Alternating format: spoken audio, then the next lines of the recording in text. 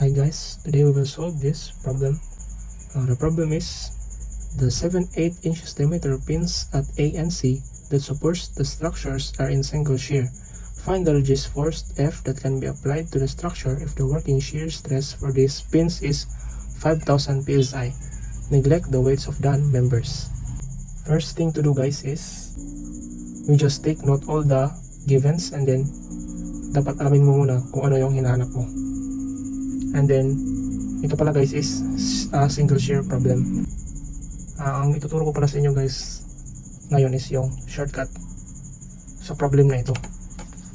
So hindi mo na kailangan i-solve yung mga reaction sa pin A at reaction sa pin C, no? Direct lang tayo since wala namang force na naka-apply dito sa mga members natin. So pwede natin gawin na i-act lang natin yan as a single force dito sa kanyang actual force niya. Kagaya nito guys, itong AB.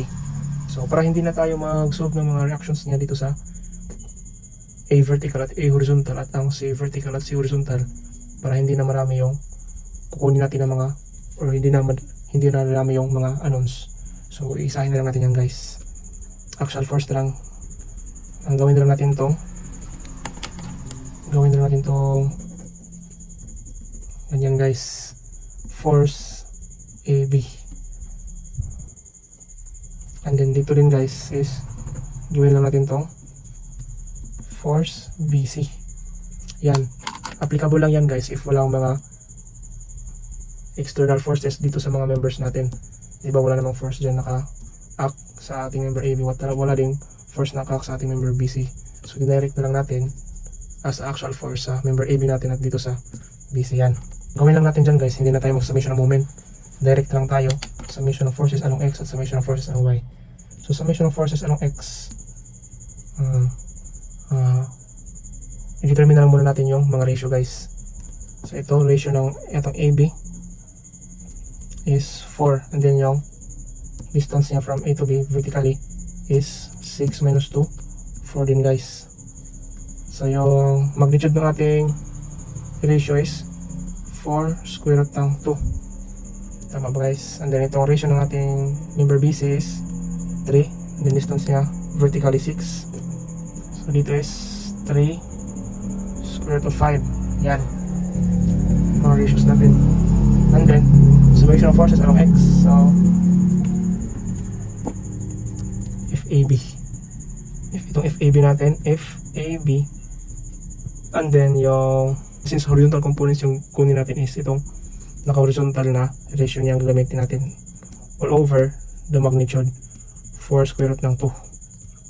Yan, plus pa din yung F natin, and then minus na itong FBC natin guys dahil to the left na yung direction niya. And then since horizontal, itong 3 gamitin natin, 3 over yung magnitude niya, 3 square root of 5. Yan is equals to 0.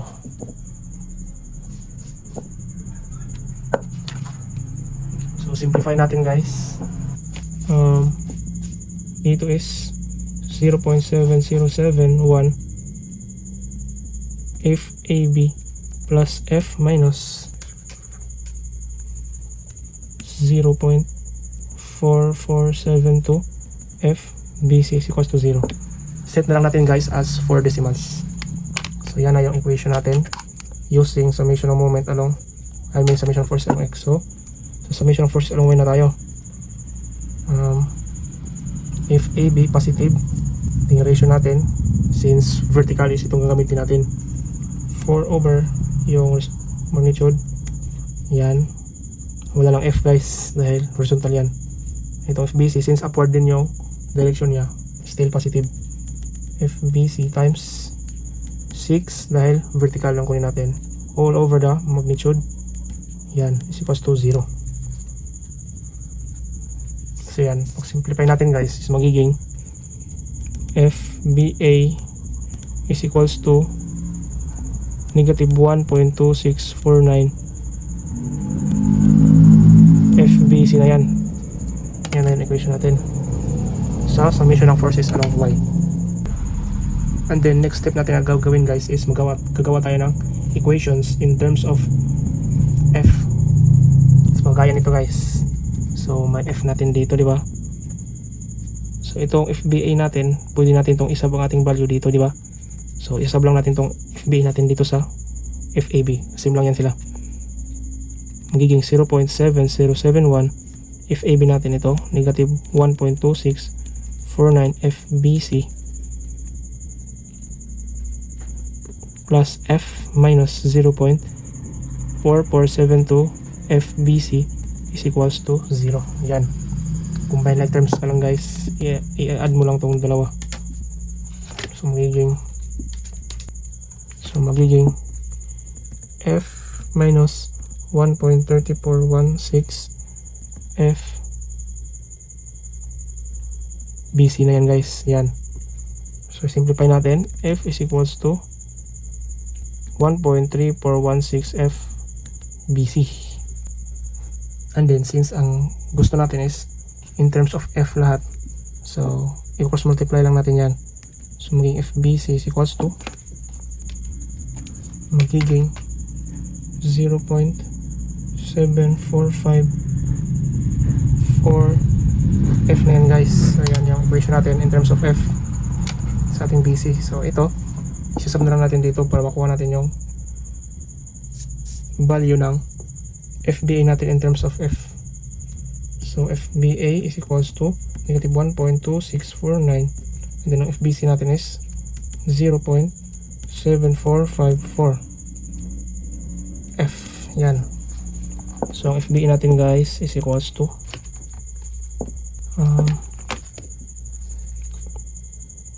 0.9428 F negative.